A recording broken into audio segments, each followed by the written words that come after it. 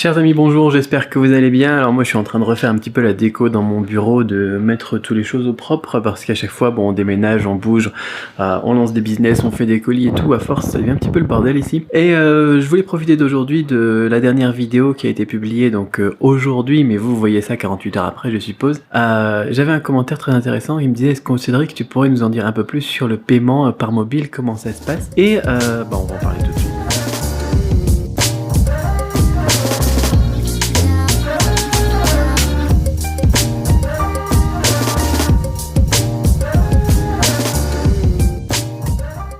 Alors, ce commentaire vient d'Anthony. J'aimerais que tu nous montres comment fonctionne le paiement électronique en Chine aujourd'hui. C'est pas tout le monde qui connaît ça et c'est assez intéressant de voir que le cash est beaucoup moins présent que lors de mon premier voyage en 2014 par exemple. Alors, effectivement, c'est épatant. Moi, je paye quasiment tout avec le téléphone maintenant ici en Chine. Les premiers jours, j'avais du cash sur moi et maintenant, au final, je m'en sers même pas. Je sors même pas mon porte-monnaie, quoi. On sort le téléphone.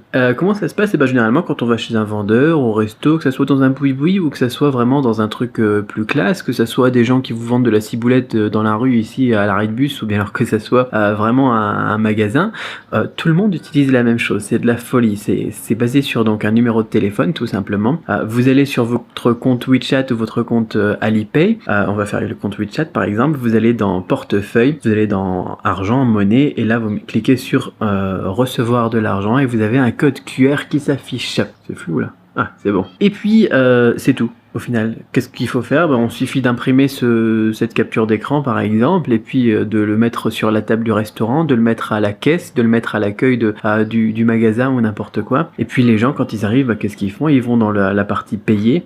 Donc soit on peut utiliser une machine qui va scanner le portefeuille, c'est-à-dire que vous avez une machine et puis donc là on appuie sur un bouton et là moi j'ai mon code barre qui sort et les gens ils vont me scanner. Soit dans la plupart des cas ce qui se passe c'est ce que je viens de vous montrer, c'est vous qui allez aller dans l'onglet donc WeChat par exemple scan pour scanner un code QR tout simplement et puis donc vous scannez le code QR que je viens de vous montrer, enfin ça c'est le mien, à moins que vous vouliez m'offrir un café ou une bière j'en sais rien, mais vous scannez le code QR donc du restaurant ou du magasin ou n'importe quoi et puis vous envoyez l'argent, vous choisissez le montant et puis par exemple faut mettre 800, vous mettez 800, faut mettre 2, vous mettez 2 et puis vous montrez ensuite à la personne qu'il a aussi d'ailleurs qu'il y a une notification instantanée et c'est fini et c'est tout. Et donc c'est à peu près la même chose avec Alipay quoi, c'est de la folie tellement c'est pratique et tellement c'est voilà. Un truc que j'ai remarqué par contre c'est voilà souvent il est écrit quand c'est bon etc et puis donc on a le réflexe, moi je montre aux gens tiens voilà c'est bon c'est payé et souvent les gens regardent même pas, c'est comme voilà si tu payes à quelque chose et puis les gens ils vérifient pas la monnaie quoi, je sais pas pourquoi, c'est tellement dématérialisé que les gens ils regardent même plus s'ils ont bien reçu l'argent, si le montant est exact ou n'importe quoi et ça m'a plutôt étonné, je pense que c'est un des soucis, peut-être un souci qu'il va avoir donc sur le moyen long terme avec le fait que tout soit dématérialisé, justement on se rend plus vraiment compte de ce qui se passe et on a même plus envie de vérifier quoi, c'est bon ça a fait bip bip, c'est que c'est bon quoi. Donc ça c'est plutôt étonnant, mais donc voilà c'est comme ça que ça fonctionne et puis c'est tout, on a son téléphone, à partir du moment où on a de la batterie c'est bon quoi. C'est quand même sacrément différent que la France ou la Thaïlande ou les autres pays dans lesquels je suis allé quoi par rapport à d'autres endroits, vraiment le fait de pouvoir payer avec WeChat et Alipay partout c'est dingue. Alors vous à l'étranger, parce que moi je sais que je suis bloqué en Thaïlande, si vous n'avez pas fait vérifier votre compte avec une carte d'identité ou un process de vérification, vous pouvez pas payer plus que je sais plus combien quand vous êtes à l'étranger avec votre compte WeChat. Moi généralement ce que je fais c'est que je fais un transfert à l'intérieur de WeChat vers ma femme par exemple et puis ensuite